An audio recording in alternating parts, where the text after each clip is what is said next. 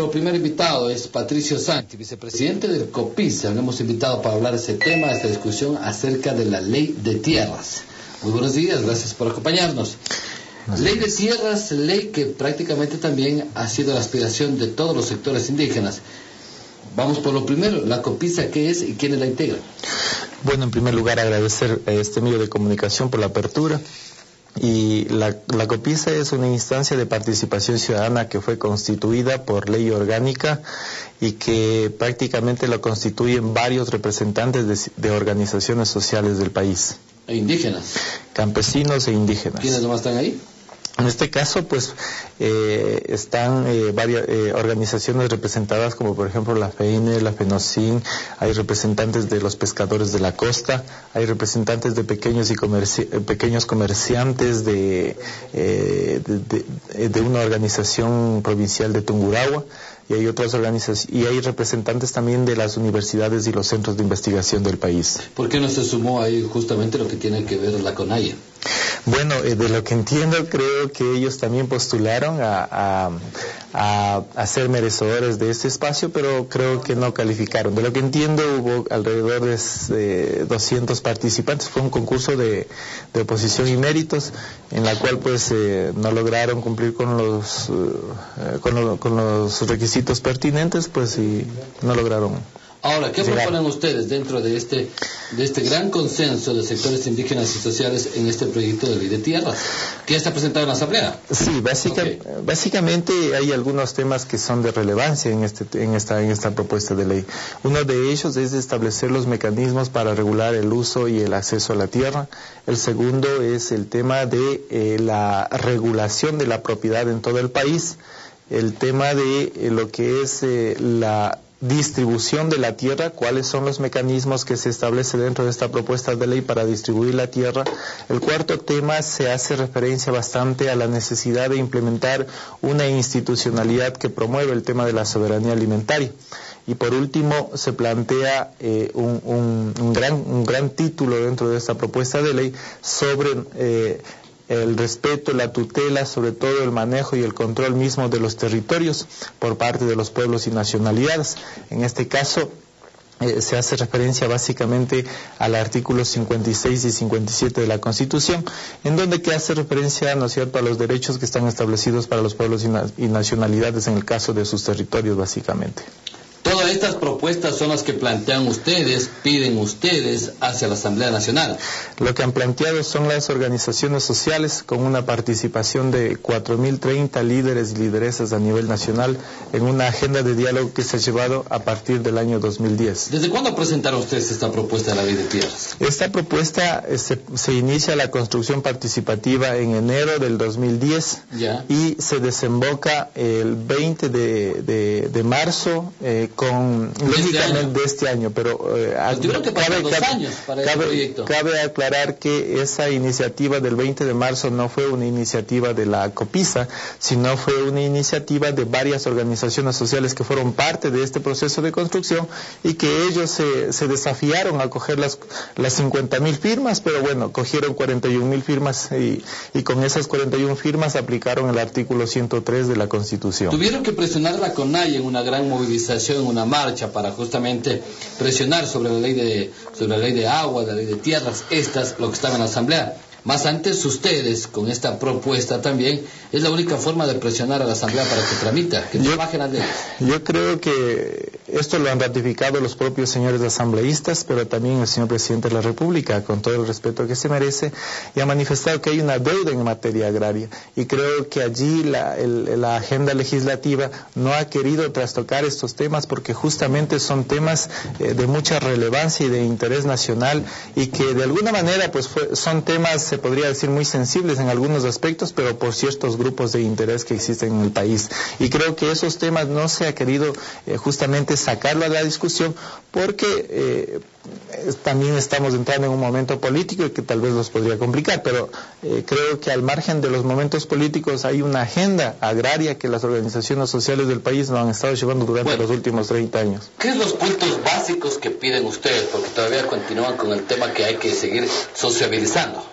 Yo creo que ya no es tanto entrar en un proceso de socialización, si cabe el lugar para poderlo llevar a unos niveles regionales, pero lo que ahora se pide es que se cumpla en función de los tiempos establecidos en la Asamblea Nacional. Creemos que en 6 meses debería ya haber una respuesta sobre estas propuestas, ¿no es cierto? Pero lo que más nos interesa de toda esta propuesta es que justamente cuáles son entre los temas que se ha mencionado hay varios contenidos importantes. Sí, pero como por ejemplo, ¿qué es lo que más les interesa, pues? Por ejemplo, lo que es el tema de la distribución de la tierra, establecer mecanismos que se vaya de alguna manera a garantizar el acceso ágil. Ahí se plantea el tema de una institucionalidad que pueda garantizar y hacer acciones afirmativas en favor de los pequeños y medianos productores que tienen sin tierra o que tienen poca tierra, y que a través de esta institucionalidad y que allí por mandato constitucional dice que se debe crear el Fondo Nacional de Tierras. Entonces vamos a la ley agraria, pues una reforma agraria. La reforma agraria, si bien es cierto, actualmente existe una ley, ¿no es cierto?, pero que no responde a estos objetivos, que no responde a este nuevo desafío que plantea la soberanía alimentaria. ¿Y la ley de tierras va a responder a aquello? Exclusivamente al tema de soberanía alimentaria, que es otra dimensión. Ahora también habla usted de la biodiversidad, de la agroindustria.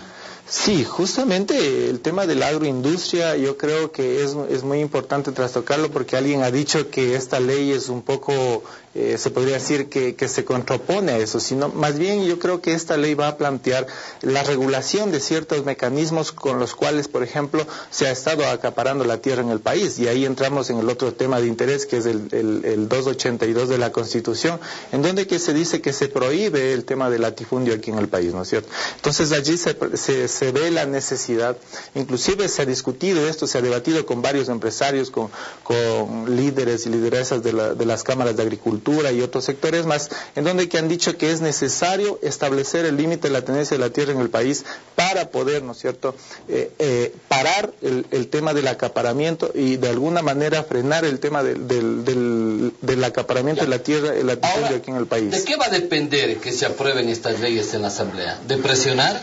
¿De que haya una nueva movilización o ya están en agenda, en carpeta para su análisis? Yo creo que depende de dos cosas. Uno, y está claro, de la voluntad política del actual régimen, que creemos que sí la hay. En algunos aspectos ha demostrado que hay una voluntad política para trastocar el tema.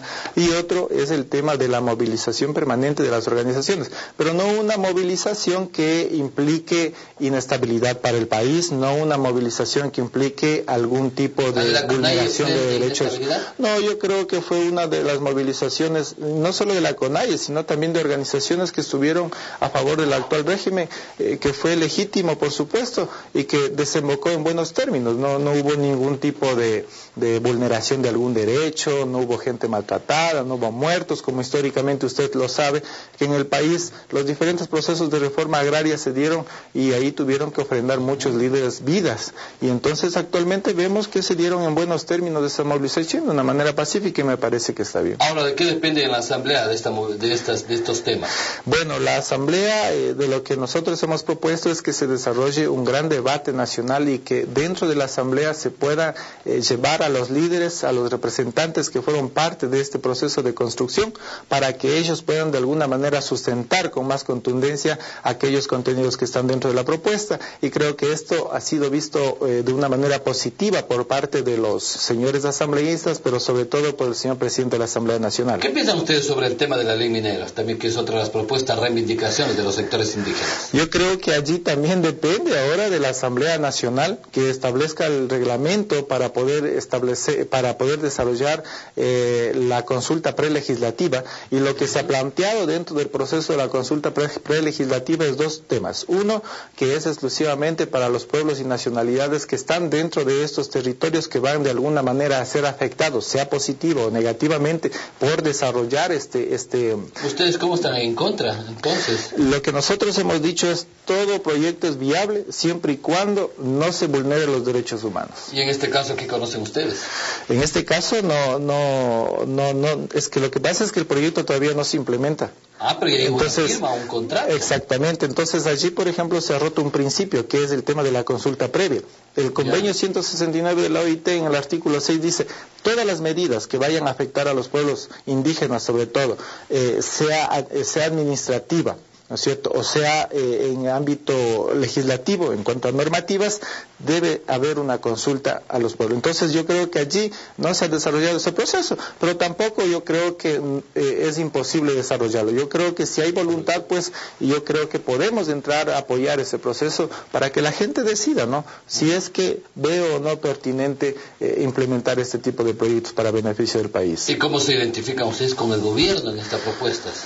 Bueno, nosotros, si bien es cierto, la COPISA es un espacio de participación ciudadana, ¿no es cierto?, en donde que aglutinan varios sectores sociales, nosotros lo que hemos asumido es una posición más propositiva, que entrar a complicarnos o a contraponerse o a favorecer cosas. Yo creo que la COPISA ha asumido un rol muy importante en este momento, de decir: este es el espacio donde todos podemos confluir, ejecutivo, legislativo, organizaciones sociales, y tratar de buscar consensos. ¿Y qué respuesta han tenido? Ha habido unas respuestas muy positivas, por ello justamente ahora ya se ha presentado esta propuesta de ley de tierras y territorios, y que también la Asamblea ha visto muy bien la propuesta de agrobiodiversidad, que justamente eso ya está también presentado al Ejecutivo, y que esperamos tener respuesta más adelante.